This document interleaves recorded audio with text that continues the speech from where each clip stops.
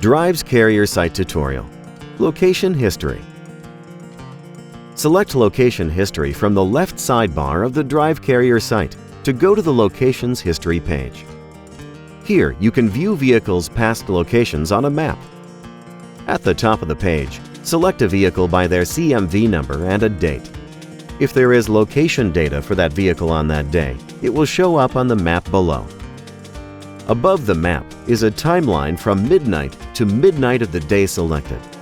All times are reported in U.S. Central Time. The yellow dot on the timeline indicates the selected time. You can move that dot along the timeline to see the vehicle's location at that time on the map below, or you can select a location dot on the map. The colors of the location dots and on the timeline indicate the status of the vehicle at that time. Green means the vehicle was on and driving over 5 miles per hour. Blue means the vehicle was on and going less than 5 miles per hour.